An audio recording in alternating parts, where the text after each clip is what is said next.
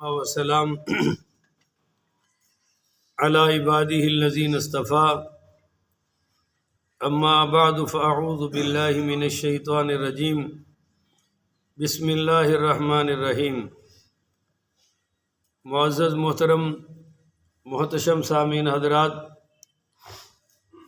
27 دسمبر بروز منگل 2022 بعد نماز عشاء کا یہ درس قرآن انشاءاللہ اللہ تعالیٰ کے فضل و کرم سے، اللہ تعالیٰ کی عطا کی ہوئی توفیق سے، اللہ تعالیٰ کی مدد سے آج ہم الحمدللہ 15ویں پارے کا افتتاح کر رہے ہیں۔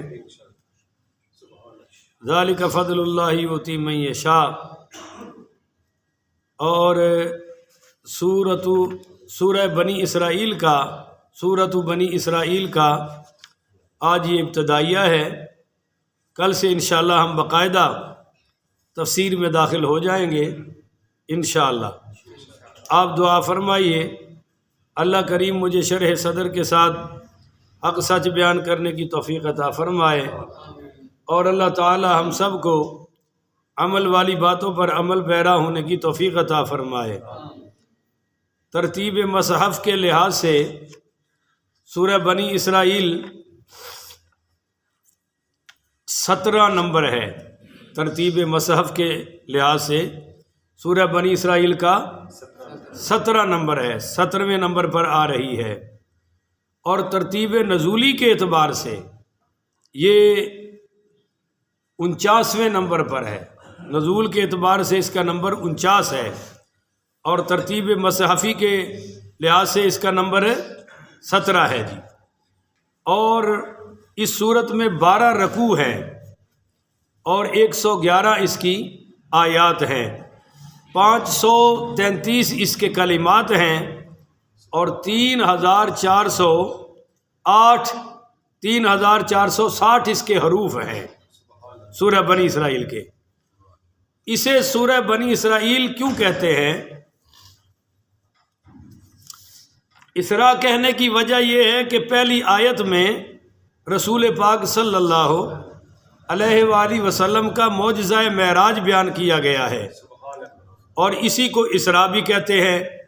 اور اسے سورہ بنی اسرائیل کہنے کی وجہ یہ ہے کہ پہلی آیت کے بعد دوسری آیت سے لے کر آیت نمبر 8 تک بنی اسرائیل کے چند تاریخی واقعات بتائے گئے ہیں، اور بنی اسرائیل پر اللہ تعالیٰ کی پکڑ کیوں آئی یہ وجہ بتائی گئی ہے۔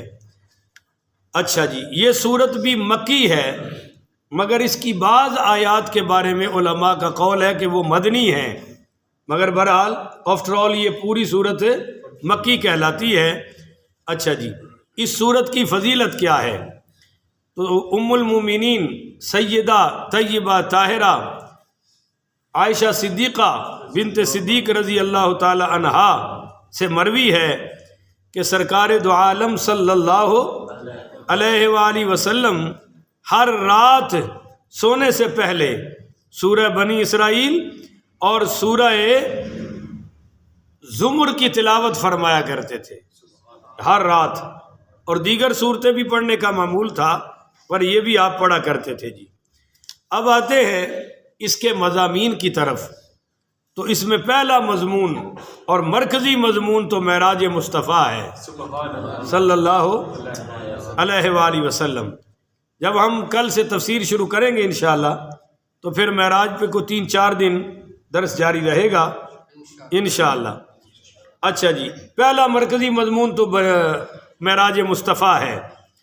پھر بنی اسرائیل کے عروج و زوال کی داستان بیان کی گئی ہے، اور تیسرا مضمون اس کے بعد انسان کی بعض جبلی عادات کا تذکرہ ہے، اور چوتھا مضمون حقوق العباد کا اس میں بیان کیا گیا ہے، یعنی ماں باپ کے حقوق کیا ہیں، اعزاء و اقارب اور رشتہ داروں کے حقوق کیا ہیں، اور اس میں پھر یتیم و غریبوں کا بھی بیان آ جائے گا، تو اور عام انسانوں سے معاشرت کیسی ہونی چاہیے اس کا بھی بیان ملے گا، اور کچھ اخلاقی برائیوں سے منع کیا گیا ہے، تنبیہ کی گئی ہے، تو یہ 4 مضمون ہے۔ 5واں مضمون اس میں نزول قرآن کے وقت جو عرب میں برائیاں تھیں ان برائیوں کا رد کیا گیا ہے، جیسے زنا ہے، شراب ہے، قتل اولاد ہے، بے حیائی ہے، اور یتیموں کا مال کھانا ہے، وغیرہ وغیرہ۔ یہ 5واں مضمون ہے۔ اس صورت کا 6واں مضمون کہ قیامت کی حقانیت پر دلائل دیے گئے ہیں۔ 7واں مضمون اللہ تعالیٰ نے اپنی توحید کے بھی اس میں دلائل بیان فرمائے ہیں، چونکہ مکی صورتوں کا مرکزی مضمون تو توحید ہی ہے، وہ بھی اس میں ہے۔ اور 8واں مضمون اس میں اللہ تعالیٰ نے قرآن کی حقانیت کا بھی بیان فرمایا ہے۔ اور 9واں مضمون سورہ بنی اسرائیل کا وہ واقعہ ذکر کیا گیا کہ جب فرشتوں کو اللہ نے حکم دیا کہ سجدہ کرو تو فرشتوں نے کر دیا، مگر شیطان تکبر کی وجہ سے سجدہ نہ کر سکا۔ وہ تکبرانہ بول جو اس نے بولے، قرآن نے اس پر روشنی ڈالی ہے۔ بولو بھائی، قرآن نے اس پر بھی یہ کتنا مضمون بتا رہا تھا؟ 7واں 8واں تھا، کوئی 9واں کہہ رہے، کوئی 8واں کہہ رہے، چلو 8واں یا 9واں، بس یہ بھی ذمہ داری میرے تے ہوندی ہے نا، تواڈے بیٹھن دا تے بس احسان ہی ہے میرے تے، بس تسی مہربانی کر دے ہو۔ اچھا جی، 8واں مضمون لگا لیتے ہیں، کمی بیشی اللہ معاف فرمائے، کہ شیطان کے متکبرانہ بول پر قرآن نے خوب روشنی ڈالی ہے، اور اس نے اعلان کیا کہ میں انسانوں کو گمراہ کروں گا۔ اس اعلان کو بھی قرآن نے بیان کیا ہے، اس صورت میں بھی اس کا بیان ہے۔ اچھا جی، وہ کیوں بیان کیا ہے؟ تاکہ انسان اور مسلمان شیطانی ہتھ گنڈوں سے بچ سکے۔ اور اس کے بعد 10واں مضمون ہے جی کہ قیامت کے احوال بیان کیے گئے ہیں، کہ قیامت میں لوگوں کی حالتیں کیا ہوں گی، قیامت کے احوال کیا ہوں گے۔ 11واں مضمون ہے کہ اس میں اللہ تعالیٰ نے نماز کی پابندی کا حکم فرمایا ہے۔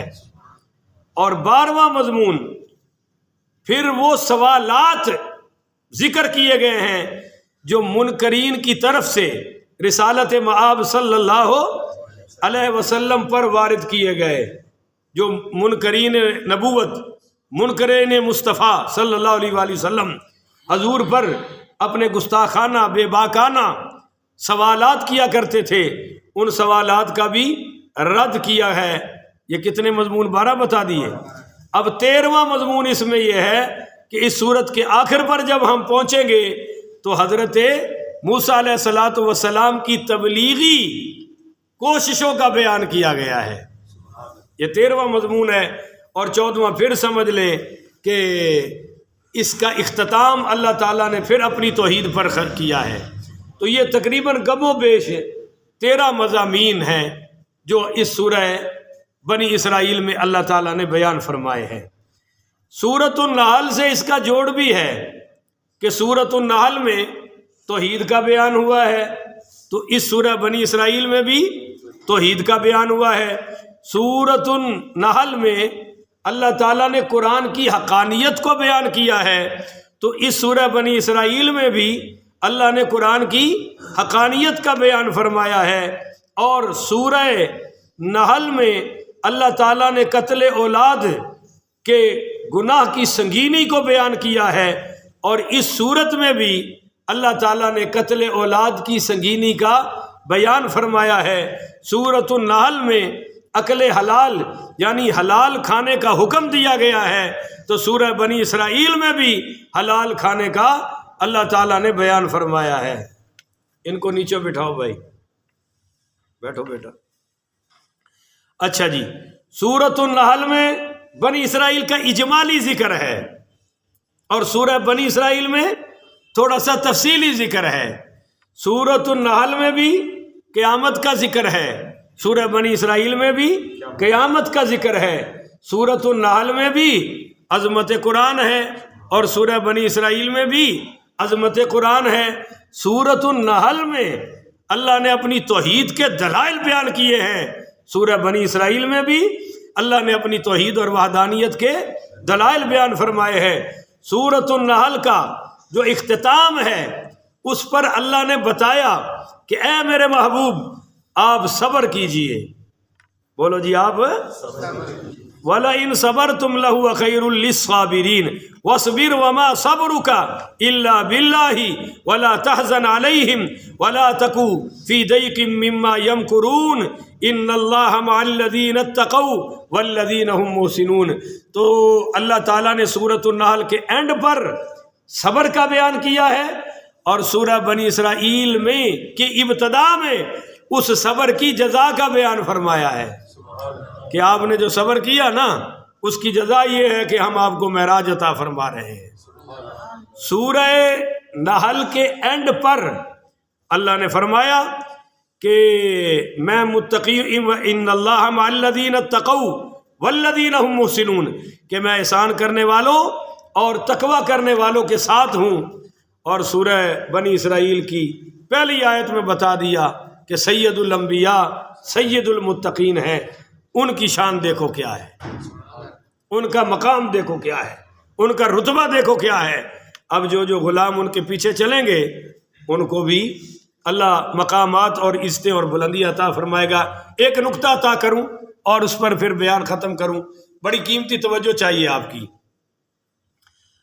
اورنگزیب عالمگیر بادشاہ، ایک مرتبہ اس کا وہ کچھ چراغ شراغ بند ہو گیا، لائٹیں تو تھی نہیں اس وقت، تو دیا شیعہ چلتے تھے لالٹینیں وغیرہ، وہ بند ہو گیا تو یہ گھبرا کے اٹھا، اور جب روشنی آئی تو بیربل اس کا ایک وزیر تھا ہندو، اس کو کہنے لگا میں بڑا گھبرا گیا ہوں، تو جب میں دنیا میں گھبرا گیا ہوں تو قبر میں میرا کیا حال ہوگا، وہاں تو اندھیرا ہوگا ہی نہیں۔ اب بیربل ہندو تھا، اس نے بڑی کمال کی بات کی، اس نے کہا جناب جب آپ کے پیغمبر دنیا میں تشریف لائے نا، اللہ کے آخری نبی، تو پوری زمین پاک ہو گئی۔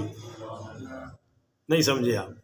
یہ اس نے بخاری اور مسلم کی حدیث کو ٹچ کیا ہے کہ حضور پاک صلی اللہ علیہ وآلہ وسلم نے فرمایا کہ میری آمد سے جعلت لی الارض مسجدا و طہورا، اللہ نے ساری زمین پاک کر دی ہے، ساری زمین کو سجدہ گاہ بنا دیا ہے۔ تو بیربل کہتا ہے کہ حضور دنیا میں آئے ساری زمین پاک ہو گئی، اب کتنے سال ہو گئے تمہارے نبی کی وفات کو؟ اس نے کہا جی تقریباً 1350 سال تو ہو گئے۔ تو اس نے کہا جب حضور آئے آتے ہی ساری دنیا کا ظاہر پاک ہو گیا، اب سرکار زمین میں ہے تو سمجھ لو کہ مسلمان جو قبر میں جائیں گے حضور کے قبر مبارک میں اندر رہنے کی وجہ سے ہر مسلمان کو اللہ سکون ہی سکون عطا فرمائے گا۔ یعنی حضور جو زمین کے اندر تشریف لے گئے نا اپنے روضہ پاک میں، اس لیے گئے ہیں کہ میرے غلاموں کو، میرے فرما برداروں کو اللہ قبر میں سکون عطا فرمائے، قبر میں بلندیاں عطا فرمائے۔ اب دیکھیے بھائی، حضور دنیا میں تشریف لائے، یہ جہان پاک ہو گیا، تو آسمانوں پر لے جانے کی کیا ضرورت تھی؟ نہیں سمجھے ہو؟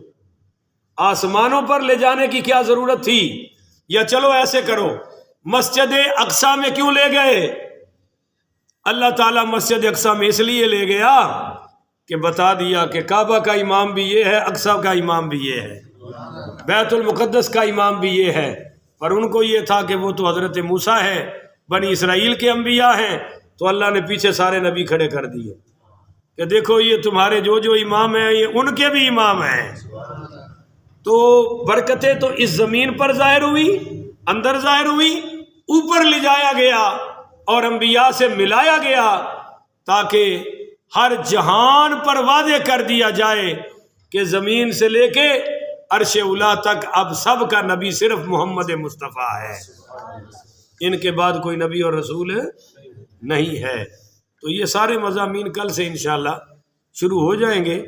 کل سر دست ہم پہلی آیت جو ہے سبحان الذی اسریٰ بعبدہ لیلا من المسجد الحرام الی المسجد الاقصی الذی بارکنا حولہ لنریہ من آیاتنا انہو هو السمیع البصیر سے آغاز کریں گے، ترجمہ بھی ہوگا، تفسیر بھی ہوگی، اور کو 3-4 قسطیں اسی پہلی آیت پر چلیں گی انشاءاللہ۔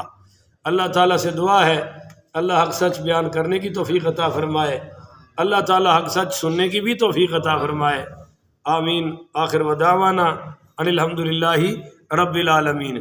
میری طرف سے آپ کو اور سننے والوں کو سب کو مبارک ہو، 15ویں سپارے کی ابتدا مبارک ہو۔ جزاک اللہ۔ السلام علیکم۔